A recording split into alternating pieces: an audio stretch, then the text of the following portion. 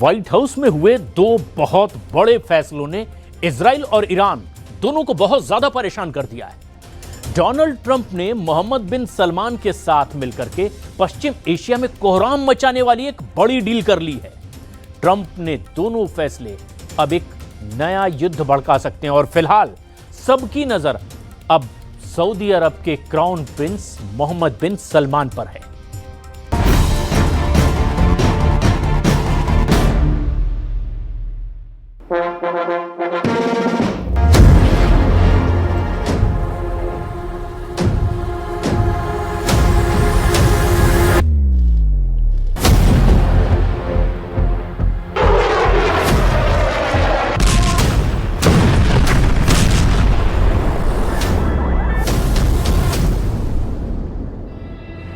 America में इस meeting ने दुनिया के दो बहुत बड़े दुश्मनों को बेचैन कर दिया है। आसमान में गरजती F-35 ने ट्रंप के सबसे बड़े दुश्मन को मैसेज दिया है, तो व्हाइट हाउस के अंदर ट्रंप का फिलिस्तीन वाला मुद्दा ऐसे उठा कि इस बहुत ही खास बैठक से तेल अवीव से लेकर तेहरान की लीडरशिप तक तनाव बहुत ज्यादा बढ़ गया।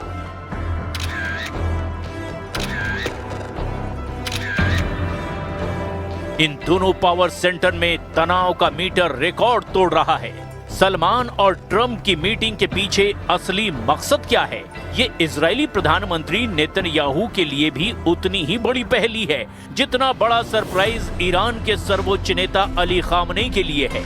पश्चिम एशिया के आने वाले दिन कितने विस्फोटक होने वाले हैं, इसे समझना भी बहुत जरूरी है, क्योंकि यहाँ F-35 से लेकर फिलिस्तीन, ये दो ऐसे मुद्दे हैं जिन्हें लेकर न सिर्फ ईरान में बल्कि इजराइल के अंदर भी कोहराम मचने वाला है। अली खामनेई जानते हैं कि F-35 का इस्तेमाल ईरान के खिलाफ होगा और नेतन्याहू का दावा है कि फिलिस्तीन उनके जीते जी नहीं बनने दिया जाएगा।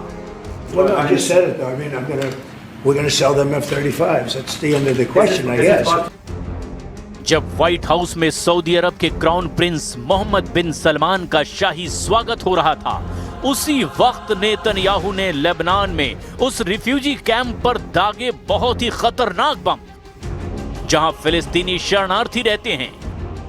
यानी नेतन्याहू ने मैसेज दे दिया कि फिलिस्तीन के मुद्दे पर वो सबसे बड़ा युद्ध शुरू करने में जरा भी देरी नहीं लगाएंगे। लेबनान के सिदोन में हुई इजराइल एयर स्ट्राइक में कम से कम 13 लोगों की मौत हो गई।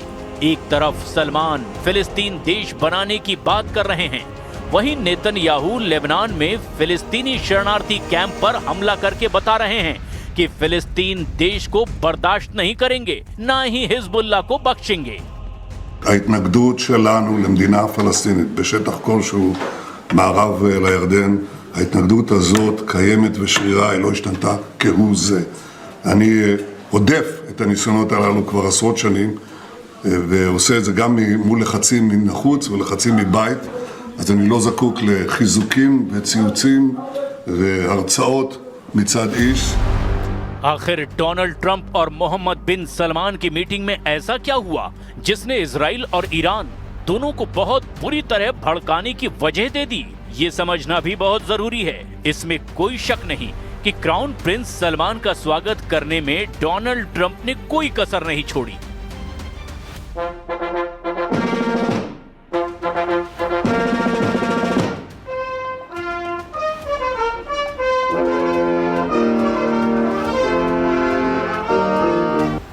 किसी शादी में जो दर्जा बैंड बाजा बारात का होता है, उसी तरह का जोश ट्रंप ने इस डिप्लोमेटिक मीटिंग में दिखाया। डोनाल्ड ट्रंप ने उसी अंदाज में मोहम्मद बिन सलमान को वेलकम प्रिंस कहा, लेकिन इस स्वागत के साथ अंदर खाने की खबर क्या है, इसे पूरी दुनिया समझना चाहती है। दोनों के बीच हुई बातचीत में सऊदी अरब ने कहा कि वो गाजा को फिर से बसाने के लिए फंड देगा। कितनी रकम और कब दी जाएगी ये नहीं बताया गया। सलमान ने कहा कि सऊदी अरब इजराइल के साथ अब्राहम अकॉर्ड में शामिल होना चाहता है, लेकिन इसके लिए 2 स्टेट सॉल्यूशन के तहत फिलिस्तीन देश बनना चाहिए। So definitely we believe having a good relation with all Middle Eastern countries, it's a good thing. and we want to be part of the Ibrahim Accord, but we want also to be sure that we secure a clear path of two-state solution. And today we have a healthy discussion with Mr. President that we're going to work on that to be sure that we can prepare the right situation as soon as possible to have that.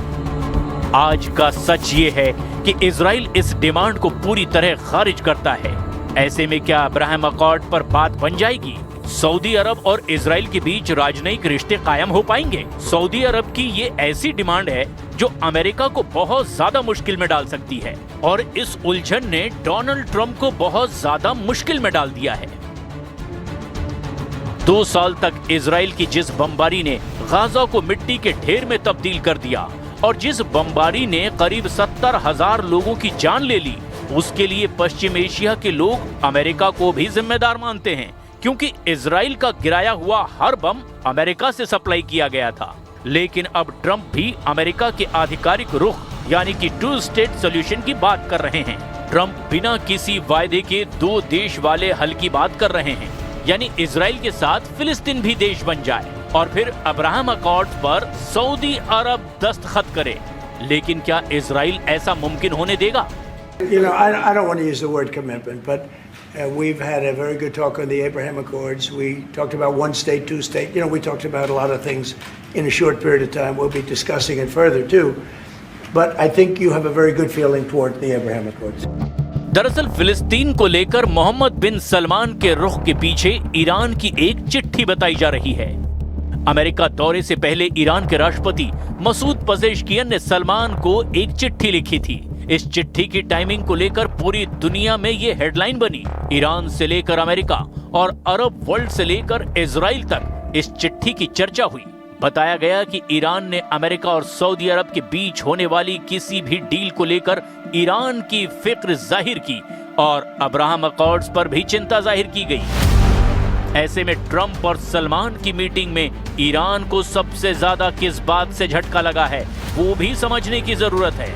Salman के स्वागत के दौरान Donald Trump की वायुसेना ने ये formation दिखाई, जिसमें F-35 स्टेल्थ फाइटर जेट शामिल हुए। अमेरिका और सऊदी अरब के बीच 86 लाख करोड़ रुपए की डील हुई।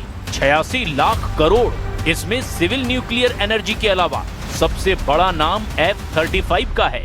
ट्रंप ने कहा कि सऊदी अरब को वही F-35 दिया जाएगा जो उसने इजराइल को सप्लाई किए हैं। अब सवाल ये है कि सऊदी अरब को मिलने वाला F-35 किसके खिलाफ काम आएगा? सऊदी अरब किस दुश्मन के खिलाफ इसे इस्तेमाल करेगा? ट्रंप ने इशारे ही इशारों में कहा कि ऐसे ही बेहतरीन हथियारों से ईरान पर बहुत कामयाबी से हमला किया गया था। They're going to purchase F-35s. They're buying them from Lockheed, and it's a great plane. We make, by the way, the best military equipment. You saw that during the Iran little skirmish. We make the best planes, the best missiles. We make the best defensive missiles. We make the best military equipment in the world. F-35 America का 5वीं पीढ़ी का stealth fighter jet है। ये लड़ाकू विमान radar की नजर में नहीं आता। इसी फाइटर जेट से इजराइल ने 13 जून को ईरान की पूरी मिलिट्री लीडरशिप को खत्म कर दिया था।